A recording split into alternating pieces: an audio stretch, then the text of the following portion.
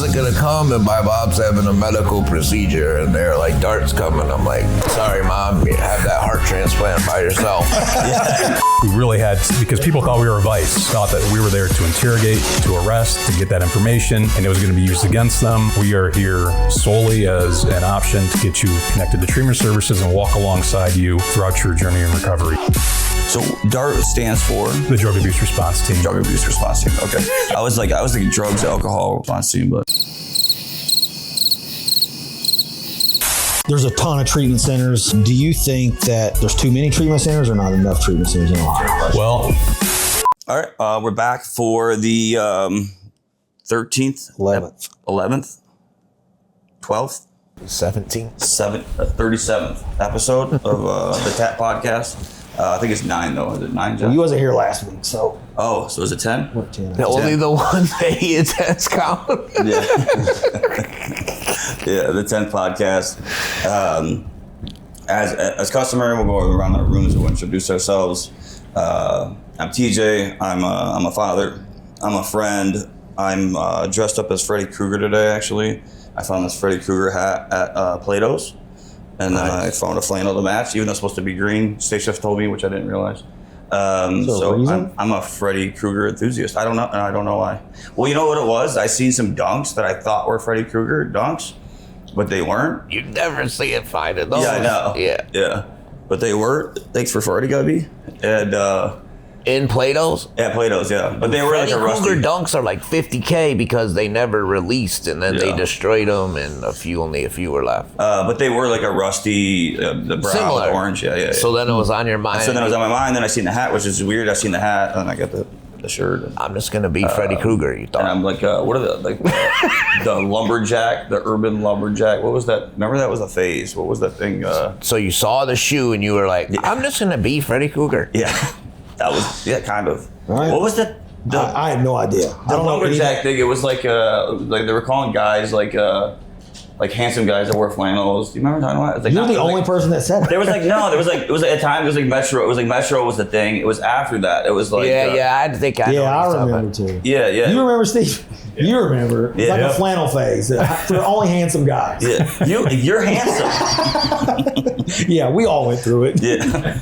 I never went through it, obviously. You're going through it now. Through now, yeah. Freddy Krueger style, though. All right, so I'm Matt. I'm a business owner. I'm a friend. I am a fiance. I'm a just all around good guy, honestly. Yeah.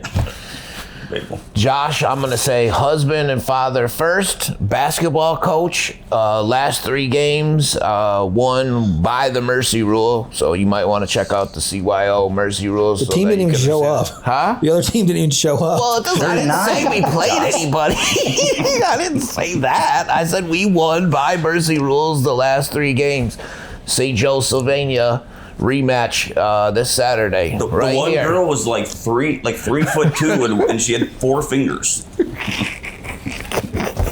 No, I'm kidding. I don't know. That's true. So, Steve, you want to introduce yourself? Yeah, my name is Steve Rogers. I'm a lieutenant with the Lucas County Sheriff's Office, and I oversee our drug abuse response team, which is one of the nation's first deflection teams established by retired Sheriff John Tharp. In this area, it's a big deal. It is. It is a big deal in this area. When he said that he could have you guys on, I was excited for that. I luckily never had the pleasure of working with you as a client, but I've had the pleasure of working alongside you in the treatment world, and you guys bringing clients in and all of that. And so when he said he could have you in, I was excited for that, obviously. I wasn't gonna come, and my mom's having a medical procedure, and they're like, dart's coming. I'm like, sorry, Mom, you have that heart transplant by yourself. I'll be there after. So I'd never heard of him. So when I moved up here, I had I won't say his name, but we had a kind of a mutual friend that spoke highly of you guys, and he's like, you gotta get to know these guys. You gotta get to know these guys. And Dennis Whaley was still on the team, and that was his DART officer. And he introduced me to Dennis, and I was like, you guys do what? And he's like, man, we just go saving lives. I was like, and you get, like you're on the police department to do it. And then, he ended up coming in. I don't know if you came with them that day. They interviewed me at the Oxford House. Yes, I was there. Yeah, a few of you guys came in, and we sat down, and we've been friends ever since. Absolutely. Yeah. So he's known you longer than I've known you. Yeah. Wow. Dude, I feel like I've known you for too there's long. not enough people do it. Like the guy that I was smoking here with last night, like that's what he does. And he didn't even know about dart. Like he's in Lucas County smoking, and I'm like, why don't more, this is a question, I guess, let me formulate it as a question. Why do you think more places don't institute it? I know around here they're trying to in like Wood County and other places, I think, but why do you think like it's not bigger in other areas? It is. You may not see it. They're called something else. But there's many variations of deflection. Ours is very visible.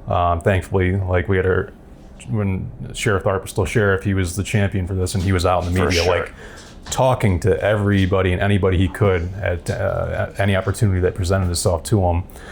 Others aren't as big as we are, so they still could be established. What's very unique about this is that with DART being one of the first in the entire country, when Governor DeWine was Attorney General at the time, he loved the idea so much and saw the success and the impact that it was making here in Lucas County that he provided grant opportunities for every county across the state, and that was like 2016 or 17 to create their own version of DART.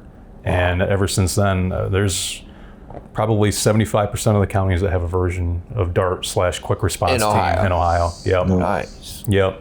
yeah, they're out there. In Michigan, they're not though for some reason. Michigan's a weird state. Yeah. You can drive. Boom, Michigan. You can drive as fast as you want in Michigan and not have a problem. Like they're a weird state. Have you ever wondered yourself though? Like, why doesn't Michigan do it? Like, is that a? So I can't say that they do or don't. I do know some places in Michigan there are.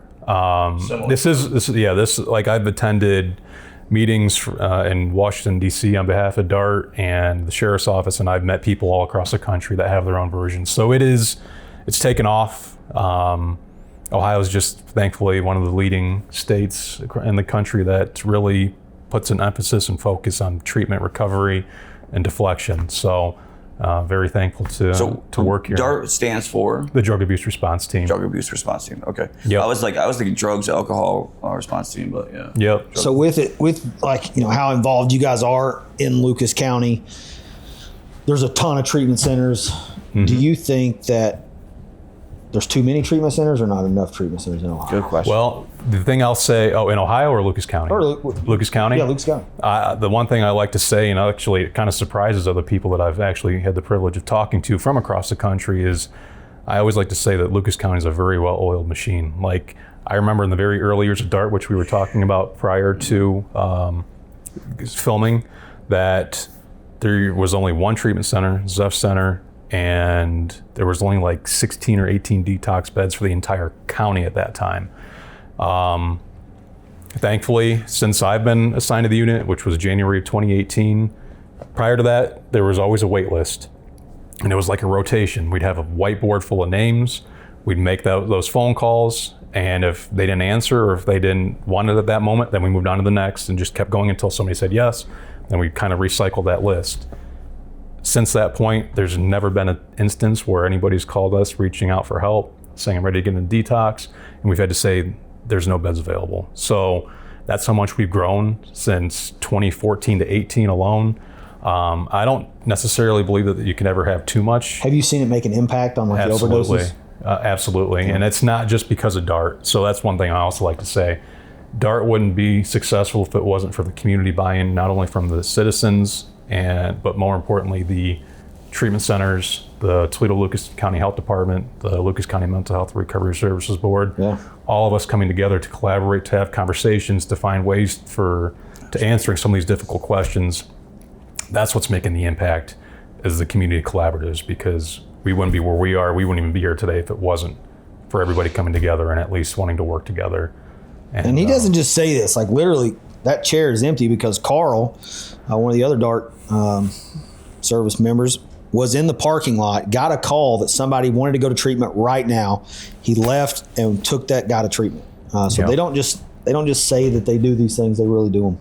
And that's what's so unique is Sheriff Tharp used to say that this is community policing at its best, and it 1000% is, because we have completely changed what the relationship between law Who enforcement calls a and the cop and says, community. I need to go to rehab? Exactly. In the very beginning, it Well, was that's a good thing, though. Yeah, but like, who does that? Who's like, People would just let people die. Like, I'm not calling anybody. definitely not calling a cop. Yeah, Yep. for sure.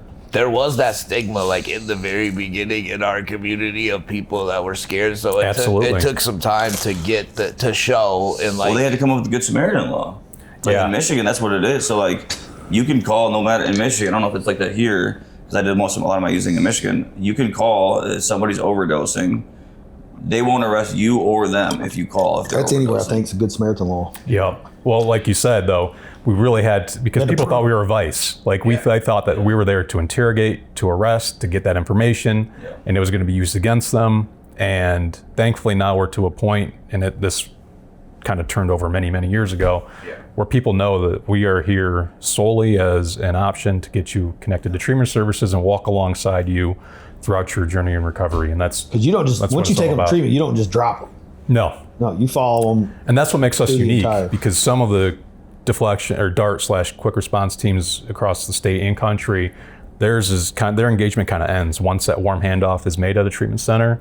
Then that's it, and that's. we're good. But we like to try and maintain that relationship, that contact throughout their time in treatment, post-retreatment also. So sometimes it does turn into lifelong connections and turn into friendships. And it's a role of law enforcement that I know I never thought I'd get into when I signed on back in 2006. And it's very impactful. And I know it makes all of us in DART very happy to see people overcoming such difficult obstacles in their lives. And, Is there any personal connection to you that made you want to be part of the DART team? Because And you don't have to get into it if you don't want to, because I know the story. yeah, no. Sorry. No, you're good. So when I first started in DART, I had started doing for law enforcement, you can do projecting, it's called. I don't know if you're familiar with that term, but different, Kind of like an intern? like side jobs, like businesses like Kroger's across the street could hire a deputy to work security for them. Okay. So one of the local Kroger or whatever. Yeah, wherever you see deputy, like the walleye games, things like that, Yeah. where you see deputies, mud hens, then they're doing projects. And I've been working for one local treatment center for methadone clinic for a while, and really started to see people bettering themselves, going in and out of those doors. And that's kind of how it all started. And it really made me feel good seeing people, coming in there, getting to know their faces, getting to know their names, getting to know their lives. Really, seeing them change. Yeah, exactly. And that's really what kind of started that fire for me, was just from working in an OTP program, projecting. I think my wife was a case manager at the same time. And remember when they used to take, for a while, they took methadone to the jail, and They did. sometimes they would bring them from the jail to that place. We went through a lot of phases. It's crazy, but that's awesome. So you're saying you got to see Johnny come in at his worst, and then get better and better and better, and be like, wow, this is possible. And that's just dope. seeing, like I said, that relationship with individuals who might not have had very positive experiences with law enforcement in their past start to say hi, and then they'll start to say, how are you doing? And then they'll start to, just start sharing more and more and more about themselves. And, you start to build those and form those relationships with individuals. And it's... you go from Popo to Steve. Yeah, exactly. Yeah. Exactly. And the nice thing is you're not clinical, so you can actually form actual relationships and follow up and follow along and take them out to eat later or whatever. Oh, for sure. Yeah. Some of the DART officers still do that with some of their clients. They'll take them out to lunch on their anniversary dates and things like that. Yeah, we have that barrier with us that we can't really do that, which is unfortunate because I'm horrible for breaking that barrier. Yeah. I work in housing. He would never do that. That's right. But he doesn't hold the licensure though, so and so it's. I guess we could talk about this stuff a little bit because it is kind of interesting. And so you started back in 18. Correct. Yep. And you said treatment was minimal, and how would you say the call ratios have went from 18 to now, coupled with the need or the ability to be able to take them into treatment? Has it grown? Has it gotten less? Has there been more overdoses? Has there been less overdoses? Has there been the same amount, but you just have the ability to put them somewhere? Like, what does that look like? So for us right now, I'll talk about like real quick how we've had to kind of evolve. Yeah. So we've had great relationships, and for anybody that's not familiar with DART, so one of our biggest engagement opportunities was engaging individuals at the local emergency rooms. Whenever somebody was a victim of an overdose and was transported to a local hospital here in Lucas County, then we would be dispatched and we would have that initial conversation. Again, it's not going in his voice, it's just going in talking about treatment and recovery. That's it. When COVID hit, which is very understandable, they shut the amount of traffic down completely from who was allowed to come in and who was not. So that really, we have had to evolve since then. And unfortunately, our responses to hospitals have still declined, but thankfully we've, like I said, evolved. Built your name in the community. Yes, we're getting referrals from other sources, courts, self-referrals, family referrals. And people just calling in. Tweet a fire, exactly. Yeah. And the jail's been a huge one too for us. Yeah, word of mouth is probably a good one. Like a guy that used them, like, hey, you know, I gave my buddy your number or whatever. That's been huge too over the years. So. And so now we work closely with the Toledo-Lucas County Health Department. We collaborate with them all the time, and actually I can share this because I think March 1st is the target date. They've been huge supporters of DART. They've included us on many grants, which we're very thankful for, the relationship we have with them and the friendship we have with them. And March 1st, for the first time ever in DART, we'll have a part-time peer support specialist working alongside DART, which is huge. Some lived experience. Exactly. Yeah. We show empathy as much as possible whenever we're engaging somebody, but we can never truly say that we know how you feel. We've never been in your shoes. We've never experienced the same kind of... You can't really say, I get it. Exactly. Yeah. Exactly. Is it DN? I don't want to say his name out loud. No, it's a female. Okay. Yep. And she's a former DART client, and we're very thankful to... Yeah, that's sweet. So that's the best.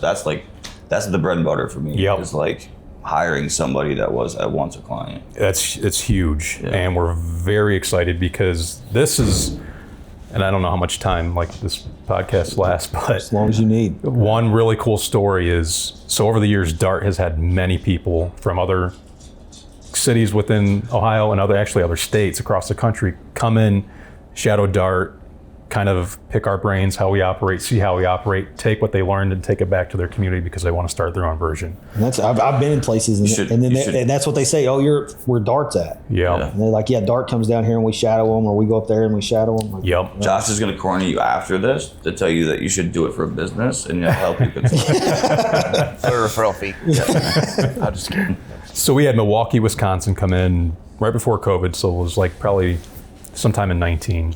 And theirs was a little different than ours. Theirs was more of a community-based quick response team. They had law enforcement, they had peer recovery, they had a couple social workers too, I think. So theirs was a little more, like I said, community-oriented. Yeah. So it wasn't uncommon for us to get calls from families saying, hey, can you come out and talk to my son, daughter, brother, sister, whoever it may be. They needed some kind of intervention. They were hopefully, us coming out there might encourage them to try treatment. Guns and handcuffs involved. Yeah. So Dennis Whaley, when he was still a DART officer, he went out, he got a phone call saying, can you come talk to my daughter? So he went out there and he took the lieutenant, another one of his officers, and then the two women who were in recovery. The four of them went out there, and Dennis had a conversation with this young lady for probably 20, 30 minutes, he told me. She wanted nothing to do with him, just didn't want to hear anything he had to say. The two women asked Dennis if they could talk to her privately. So he said, yeah, go ahead. After about 15 minutes, the young lady was ready to go to treatment. Yeah. And that's the impact that lived experience is powerful. It is. I know a lot of people that work in treatment. Yep. We are that girl. And we have a little spark of somebody saying, hey, I know exactly what you're going through. This is possible. Here's what I done. And some of us listen, some of us don't. But a lot of us that listen, we do the same thing for somebody else. Sure. Like, look, I was just the other day, our van broke down and we had to go pick clients up and we're transporting them back and forth. And that gives you 3 days in a row. That gives you time. That gives you time to really connect with some of the clients that you have. Yeah. And, we own the facility, and here we are, at 8 o'clock in the morning with our personal vehicles, loading them up, and we're having they're like, don't you own the place? I'm like, I'm like, yeah, that's why I'm driving you there. Yeah, that's awesome. So we had, I had a conversation with, and I always, will tell my story. And I'm like, look, 8 years ago, I was homeless. Yeah. And it's hard for people to wrap their mind around it, but I would show them pictures. They're like, no way. I was like, look, at some point you can look back and say, I'm glad I did this, or man, I wish I would have done this or done that. And I just went that way with it. I was like, man, I'm glad I did this. And, that's awesome. That's why we do what we do. That's really hopefully going to make our conversations that much more impactful and maybe more respectful. It'll go a long way. In the big book, it talks about that, like how a therapist, a doctor, or anybody, like they can't get through to the alcoholic. But give us an hour, and they'll tell us our life story, and they're ready to change. Absolutely. And it's because we connect on a level that like unfortunately, most people can't, because we live the hell that they live. Absolutely. And so. And so who better to get them out of hell than somebody that's been there, so. I got a question. Yeah. So I'm pre-Midwest, Zeph, only option. Me and my wife would go together, pre-Matt. So like when they'd give you bento a little. Before me? Before me? Yeah. Yeah, for sure. Yeah. He's a lot older. Pre-Matt. 72. Just looking good in recovery. But not Zeph, it was called Compass. Compass, yeah. And so my wife would be on the other side of the door, and after I try my best to make it, but 2 days in, I'd be like, babe, pack it up. Sure. She'd be like, okay. And they also now treatment has switched to cater toward the clients, but back then, dude, the nurses were you're like, I don't want to go eat. They're like, hey, to go or you're gone. There's 5,000 people waiting for that bed. It was a different thing. But my question is, now that couples, we had to be separated, obviously. Yep. We were married, we were in a relationship, and everybody told us we wouldn't make it, a lot of people. But what do you think about couples housing and the idea of couples doing treatment in parallel or together? So with my role, I'm more administrative. The credit goes to the deputies who aren't here, or Brandon, Carl, Sean, and then previous DART officers as well. What I'm going to lead to is I like to go out with them whenever they would go out and respond to overdoses at the hospitals and things like that. And I can't tell you how many times that I've heard that over the early part of my assignment to DART was, I'm not going to go anywhere unless my girlfriend or boyfriend, husband and wife can go with me. And that was a huge problem, because a lot of them at that time, they refused to do it. Right. But I think that there's more success when you are knowingly together, as long as, I guess and I can't speak from experience, so the only trouble I see is when one wants it more than the other, and like you said, you would say, babe, let's go, we're leaving. Yeah. So whether she wanted to be there or not. Exactly. Yeah, exactly. Sure, so the ping pong effect. Yeah. So I don't know whether, I don't have, I guess, I think it's better, because at least now you're through you're both are walking through those doors compared to years prior, where that wasn't even a thought. Yeah. So maybe even if they both leave, that doesn't mean that at least they got to experience it. They got to see what it was like. Seed was planted, whatever. Yeah. Exactly. And hopefully that'll make a change maybe down the road. But yeah, that was such a common question, or not even a question, a statement saying, I'm not going unless he or she can go with me. So I think it's good, and I think a lot of them have changed their policies on that now. For sure. I don't know if there's any that I can think of off the top of my head that you guys would probably know more than I would that refuse couples at this point. There's still a couple. No, they do, but what it they just they'll sneak in and they won't say nothing. Yeah, okay, you know what I mean? Yeah, and so they'll both be there, but they can't be openly be like, oh, my girlfriend's going to be in detox too. Yep. But once they're there, it's right. Yeah. But yeah, I mean, it's getting better for sure. He brings that up because we have couples housing, and it does really well. Yeah, for sure. I think it's great. And it was something that he was passionate about, obviously. Absolutely. I didn't like the thought at all. I thought it was. You were against it. I was against it until I go in there. Yep. But when you go in there, it smells like Scentsy candles, spaghetti cooking. You don't hear any loud music playing in one room or the other. They're not playing spades and you walk in, it's like home. Sure. It's a home feeling. And but yeah, I was like, this is about to be a disaster. A close friend of mine started Fuse, And so, like, working with them and beside them, I was very interested. He exited, so I exited out of loyalty. But when we first got connected, he's like, that's the stupidest thing that I've ever heard in my whole life. And then we were forced kind of to do it. Like, his first time after he visited the couple's house, he was like, bro, you were right. Like, this is the best house that we got. Like, it's so chill, it's so calm. And super quiet. I just laid the tone. Like, anything goes on here, like, I'm gonna shut it down. Sure. And so the culture's been there. Like, they self-regulate. They like deal with all their problems in house. Like, they don't want to bring it to us because they bring it to me. They knew I was gonna shut it down. You know, it's not that they just like hide things, but they just like act in a way where they don't want to lose their self-governance. Exactly. You know, so and that's. But that's one thing that really stuck out when we toured Oxford House back then was the self-governance, and it's really cool to see that model. That was the first time that I'd ever seen that kind of model. So that's really really like cool. there's stats, but the Oxford House is in like multiple countries, every state. It's wild. I couldn't believe it when Matt told us those stats back then. Yeah, it was. He got the Oxford House tattoo. Do you? No. All right, so on me. All right, so Steve, I scrolled through your Facebook, and I couldn't help but notice your unique style in hiking shoes, professional grade. I don't know if it's rock climbing shoes, hiking shoes, but are those for actual mountains, or are you emotionally preparing for the Meijer parking lot? Because you had some bright ones. Both. You do rock climb, hike? I love hiking. Yeah, I do. I love outdoors. That's my so just piece. walking. You just enjoy. That's the worst part about around here is that this isn't hiking. This is just truly walking, in my opinion. I mean, Oak Openings is pretty good. It is. It's nice. But I like. Yeah, but you're like. I like elevation. I like seeing hills. You want to like look and like, do I need to climb this? Yeah. I got and I'm not a mountain climber, but I do love hiking and. Like, so where's some places that you've been that are unique? I've been to Zion National Park in Utah. I tried Angel's Landing. If you Google it, you'll see what I mean by try. Yeah. It is one of the scariest. Like literally, the one picture I have is there's like a 1,000-foot drop like right here, and I'm like holding onto a chain right here. It's a very intense hike. What's it called again? Angel's Landing. Angel's Landing. Yeah, it's it was cool. I didn't finish it, but maybe one day I'll try and complete that trail. I've been to Alaska. Alaska was beautiful. I loved it out there. Nice. Tennessee has some good hiking too.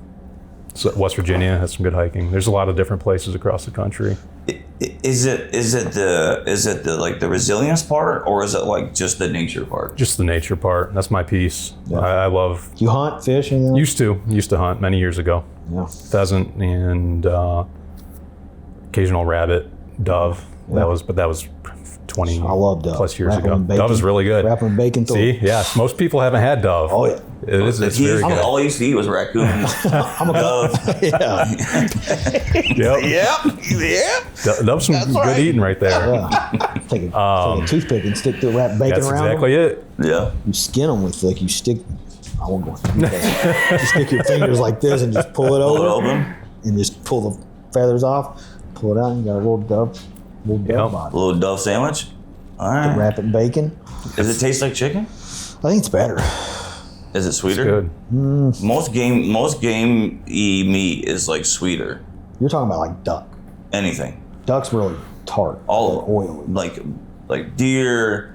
Anything that I've had, bison, all of it. Anything I've had is always like it's like okay, if you have beef jerky, and then if you have bison beef jerky, like it's sweeter. Like if you have like a hamburger, like then you have like a venison burger, like it's sweeter. I feel like it's just the seasoning that you're putting on it. No. We'll have to try that out. I got a question for you that I deal with daily. How do you handle the stress with everything that you juggle, including what probably feels like 8,000 phone calls a day? You know, that's a very good question. The great thing about working in a unit that's so small and is very well, like the interview process to become a DART officer, like it really takes a special individual to really work in this space. is that the team that we've had ever since I started has just been phenomenal. It really is truly like, and I know you guys know, it's like a family. Brotherhood. You guys are brothers, and now that Angie's gone, I can say brotherhood. It used to be brotherhood and sisterhood, but we don't have any female dart officers right now.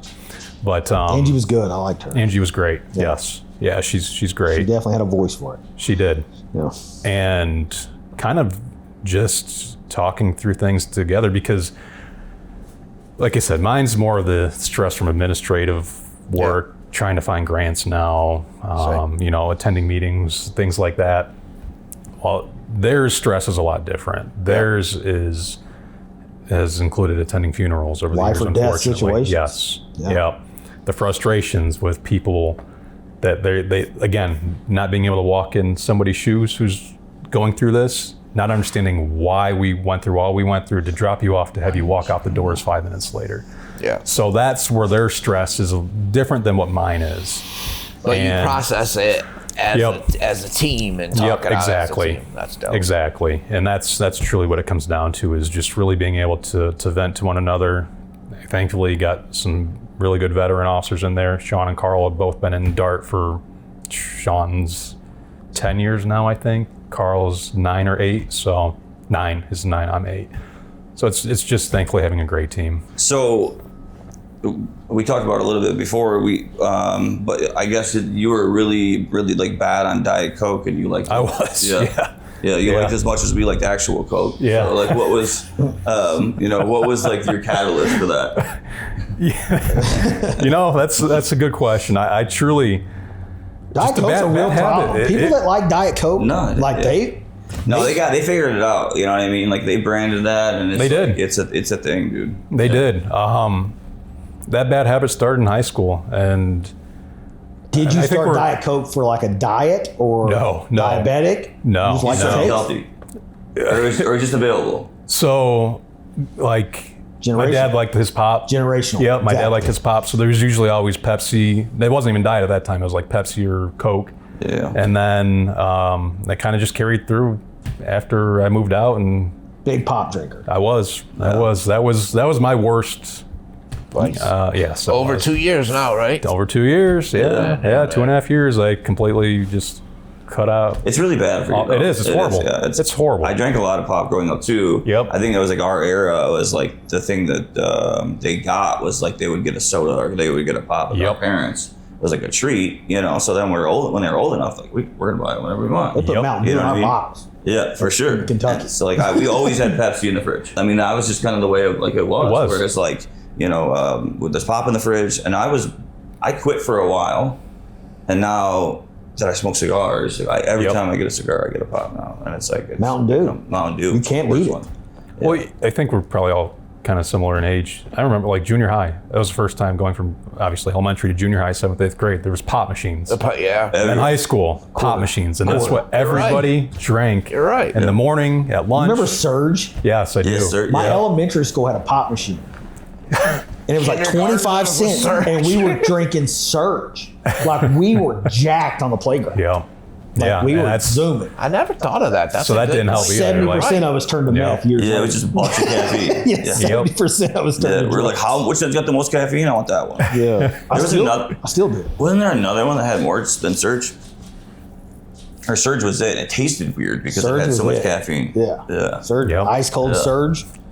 Shoot. I remember that. Shout out Surge, come back. You travel a lot and you got a daughter. What's harder, airport security or explaining dad jokes to a teenager who's not impressed? That's a good question. I guess it depends on the day. Sometimes the jokes hit, sometimes they're a complete miss. So, no, thankfully she's amazing. She's a very resilient young woman, and I will share because I'm trying to get better at that. Matt said about how the opioid epidemic has really impacted me. Her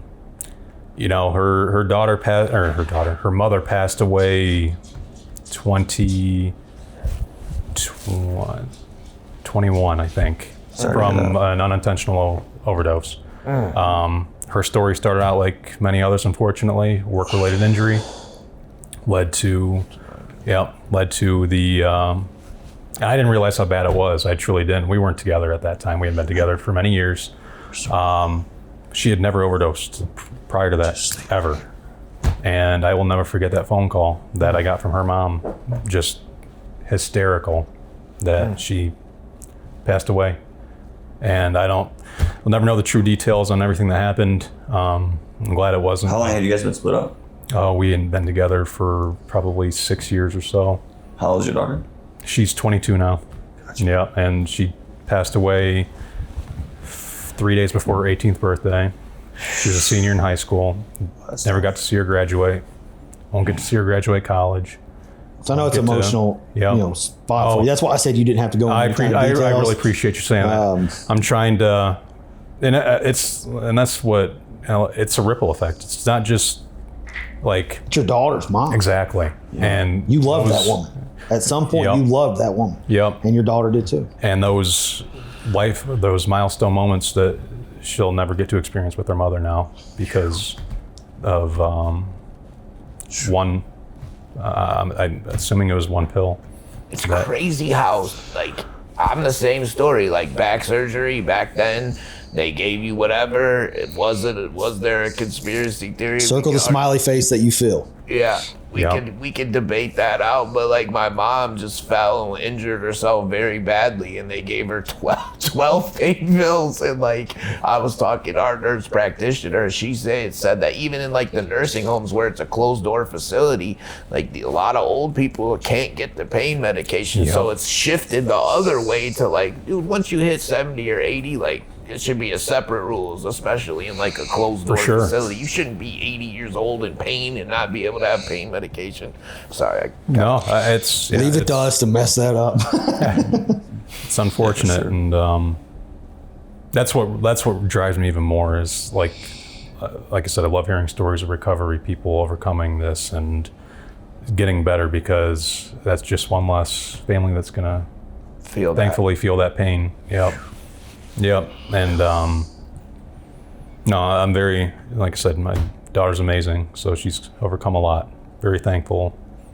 Thanks for the relationship. What's she in school for? Accounting. Accounting. Yeah, that's important. We need one actually. My daughter calls. There we go. When she's done, seriously, I'll hire her. Yeah, she's in for accounting right now. Nice. So now, if you don't mind, I'd like to ask you a few questions. Yeah, of course. All right. I actually prepared some, so hopefully these won't offend anybody here. Yeah. We're not easily offended. All right. So I know Matt for the longest here, and I know our interactions have been very brief. So minimal, but out of the other two guys here, why did they choose you to be the host when these two are clearly smarter? He had to brace that. He's like, I don't really know you that well, but I don't know. You'd have to ask them why they think that. I think that it's because I told them I'm going to be. How many people do you know that show up with a Freddy Krueger outfit? With and a Frenchie, named Moose. Freddy's a horror icon. So. Yeah, it's yeah, for sure. For me, it's like our relationship is different than them, and for me, like I get a sense of pride of like him doing this thing, because when we first met, I don't think he really knew what he was capable of, and helping him get there and just seeing it. I was okay with doing it because a lot of people don't like him, and I'm like, they need to see the real him. Mm-hmm. That's true. That's true. It is kind of true. The preconceived notion versus the reality of you. That's good. It's funny. I had this person reach out to me on Facebook one time, and he's like, talking like, like you suck, and I'm like, I've never even met you. It's like, why are you going out of your way to message me? And he's like, I was like, you don't even know me. I was like, what don't you like about me? And he was like, I hate your face. And I was like, what are we, 3? You know what I mean? Like, what are we at the monkey bars at 3 o'clock or what? And I was like, no, seriously, like, why don't you like me? And he was like, I don't really know. He's like, well, people just talk bad about you. And like, I just kind of took that on, and I'm like, so you're messaging me on Facebook. Right. You've never met me before. You're going out of your way. You're taking time out of your day to tell me that you hate me. You've never met me. You don't even know what I'm about. He's like, you know what? You're right. negativity, in my opinion, and positivity track at the same speed, but like Facebook is geared towards so much negativity. When you see a positive post with somebody, you're like, oh man. I was playing golf with a guy, and TJ was leaving the golf course as me and this guy was going in. And he's like, I didn't even know you played golf. I was like, well, this is like my third time. He's like, yeah, me too. And he's like, we should play sometime. You know, I was like, all right, let me get your number, blah, blah. We walk off, and the other guy I was golfing with, he's like, I fucking hate that dude. I was like, why? He's like, he's just a prick. I'm like, he's like, don't play golf with him. So I'm like, I'm going to. Right. We've been best friends ever since. That's awesome. That's awesome. So a lot of people, like he just said, will hate you just because, you know, somebody said they don't like you. Yep. And I'm the very opposite. If somebody don't like you, I want to know why. So I'm going to find out. That's awesome. All right. What other questions do you have for us? All right. This is for Matt. Would you rather 3-putt on the 18th hole for the rest of your life, or always have to wear white socks with black shoes? I would rather 3-putt, I think. Every 18th hole for every round for the rest of your life. Yeah, I just can't do it. Like I've already noticed, like everybody's socks. Like that's the He first. got the good socks. These are the nice winter socks. An example of what he's talking about is like if you wear black pants, You shouldn't wear white you socks. shouldn't wear white socks. You wear black shoes. Yeah, I mean, I don't even like white socks with white shoes. Really? Black socks all day. Black socks with white shoes is the same thing. Yeah, but if I do wear like dress socks. if I wear white socks, they're low. They're down here below. Yeah, I mean, see I know. them, you hide them, suppress them. Yeah. Yeah. So yeah, I'd probably 3-putt the rest of my life. There you 'Cause go. I can't do it. That'd be great, dude. Every 18th hole, I know he's at a 3-putt. Dude, gives me a chance. The thing is, I could probably 3-putt on every 18th and still win. 17th and still win. Well, it's funny you mentioned these socks because I'm supposed to be wearing black socks, but It's a I'm uniform. like, I apologize if anybody sees this. These gray socks. It is Look part of the uniform to wear supposed black to be socks. black socks for me. Check them yeah. out, Sheriff. There's I some know. black in there, though. There is. There is black There in there. is. I There's feel black like in that's there. pull off. I noticed that as soon as I sat down, I'm like, well, there goes the. There goes the Black uniform. Steve here. We got Cold. It's cold outside. It's a ride up. Those black socks aren't very. They look like they'll make it in Alaska. This is for Josh. All right, Josh. I got to say, you look like you have your life together. Everything's going great. But I got to ask, do you want to take a ride in the back of the squad car for old time's sake? I do. Yeah, for real. Dude, honestly, like, there's a points in my life because I deal with so much. I'm blessed to deal with everybody in this room, and I really dig in with people. But there's time. I have 4 kids. I have a 22-year-old boy. He's married and has his own life. But there's times where I really would go back to prison and do 30 days in my brain just to, like, you know, they cook for you, you work out, you read the Bible, you do your 10-minute-a-day job. I was very regimented in prison. Dart would have never worked for me, to be honest. Yeah. Like, I needed to go to prison. Sure. Thanks, Gene Zamunda, for revoking my right to be in society, quoting your verbiage. So that's why I've always supported and loved Dart from the very beginning, because for me, if I can raise my bottom up so that TJ doesn't have to go to prison, then that's an amazing thing. But it wouldn't have worked for me. So. No, I love you sharing, because you're right. Dart isn't for everybody. It's not. Everybody has to walk their own path to find what fits best for them. So, 1,000%. And I love hearing that story about. And I got my start in real estate because I was sexually abused. There we go. Here we go. Real estate. Real estate. His dad died. He's always got like, we're all the way up here, and he's like, boom. Yeah. He's always like, let's get this plane on the ground. Boom. And we leave into it. Yeah. We got to crash land all the time. We have dark humor because, you know, we live dark lives, but I think the best form of humor is to laugh at yourself. Yeah. So, you know, that's why I always make sure that the person that's here, like, pokes fun at us. Because, Yes, for sure. you know, it makes it, you know, a little more lighthearted. Yep. And, Can I go in the car, though? Is that a real thing? Well, we appreciate you coming out. No, I appreciate the invitation. You know, I was excited to have you here. Like I said, we ran into each other, we've seen each other. Never really had time to sit down, Connect. connect at all. You know, that in this Same. way, you know about, you know, kid's mom and, your daughter, and I wish her the best. And I appreciate I'm that. serious about the job. It that. might be available whenever she does graduate, maybe not, but I always love to like keep everything in house. You know what I mean? He's taught me that, where it's like, if I have something available, I would like to give it to somebody that I know rather than some stranger. So. Appreciate that a lot. My grandpa worked at the IRS and then opened a private firm in Toledo, and then my mom was a bookkeeper. And so like I have a special appreciation for accounting, and it's the most underrated thing. It doesn't matter if you're a government or a treatment center, your accounting has to be right. Like it's the foundation of everything. Started nursing, didn't like all the stuff that came along with nursing, and was it the blood and stuff, or? Yeah, I think it was more like having to. No, you got to start at the bottom. Yeah. Oh yeah, and she was like, Literally, nah, no not pun for me. intended. You wipe a couple ass. That's very true. Stacia did it for my wife's a nurse. She's about to be a nurse. Is she? Yeah, she was at SCNA for 10 years. But so she did it like that. Yeah. She gave showers and clipped fingernails and like toenails. Like I just can't imagine like some like old dude that's just like. I'm sure he's happy because she's hot. He's like, sure. Time, Stacia. He's like, oh, you want to give me a bath? All right, here we go.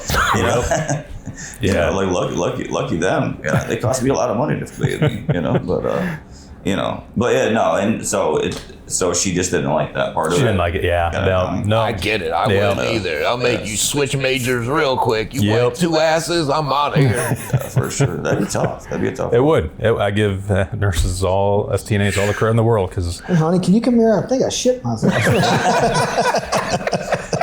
Well, and then there's the heavy part too. Danny, it looks like you did. She was talking about she was working at the ER. She got a nurse apprenticeship job, and she was at the ER, and a child died when she was there. Yeah. You know what I mean? Like that would be horrible. Yeah, and that's they deal with just as much. Yeah, if not more. How do you train for that? I couldn't imagine. I know. How do you train for that field? Yep. Well, she worked at hospice for 3 years, so she's dealt with more death than we have. You know what I mean? So I mean, she's really been I would say groomed for like that role. She's gonna be a really good nurse. That's awesome. And she has me for a husband and takes care of me all day. So literally, I don't know what half my shit is. I just call her. I'll call her about where my stuff is at the office. Like, did I leave it at the office? She's I don't come to your office. She's like, but probably she's like, it's not here, so it's probably at the office. So that's awesome. Yeah. So we appreciate you coming out. Yeah. No, I appreciate it. It was a great conversation. Yeah. Thanks for coming and watching the 37th episode of the TAT podcast, and